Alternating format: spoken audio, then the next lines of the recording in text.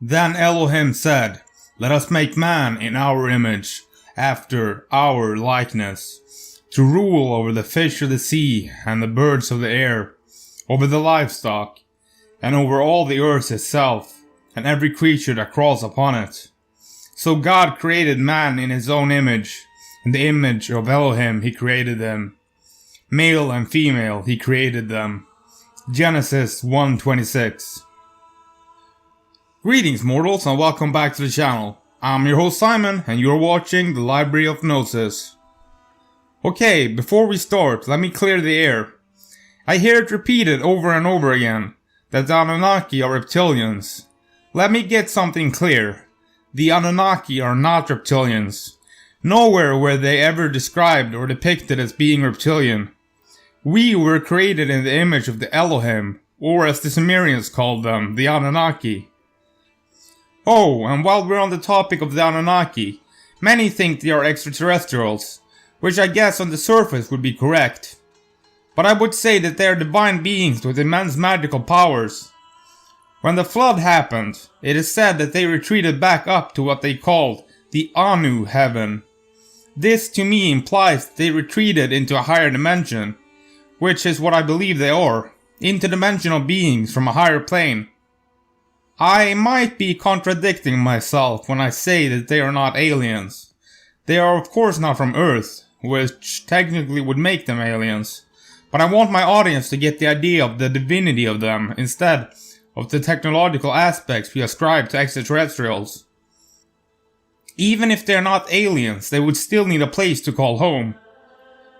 Just look at the name for their home planet, Nibiru, which means the planet of the passing, or the crossing place, or place of transition. I think this supports my view that the Anunnaki are not even from our dimension, but from a dimension above ours.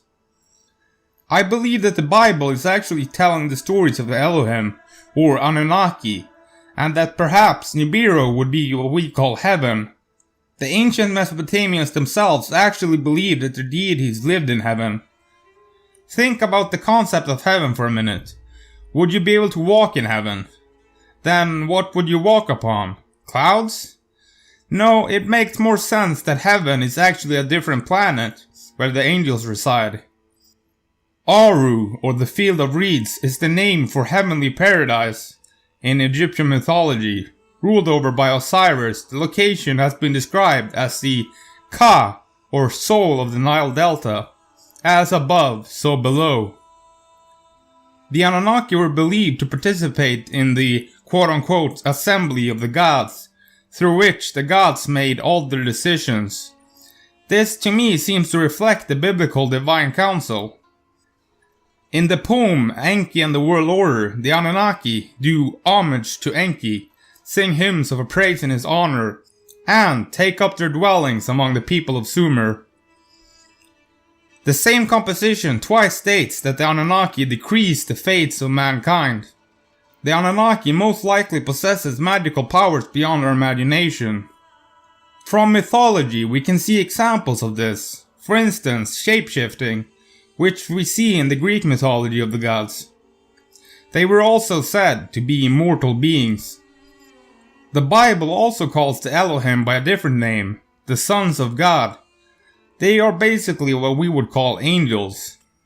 In the beginning, Elohim created heaven and earth. Genesis 1:1. This passage from the Bible could seem to imply that the gods created the universe we live in now. The Sumerians believed that earth, Ki, and heaven, Anu, were at first inseparable. They believed that our cosmos came into being when Enlil cleaved apart heaven from earth. I think it would be correct to say that Nibiru is actually a second Earth, or its twin. When heaven and earth were cleaved apart, and Anu carried away the heavens, it meant that the earth was split in two, like I said, as above, so below. I know that the common view is that the Anunnaki came to Earth to mine for gold. And that might very well be true, as gold is a spiritually pure metal. Why do you think the alchemists were searching for a way to turn lead into gold? It is said that the Anunnaki mined for gold to help create and maintain the planet's electromagnetic field. Who knew that heaven could be so physical? I think we are coming to the end of this video. Thanks for watching, mortals.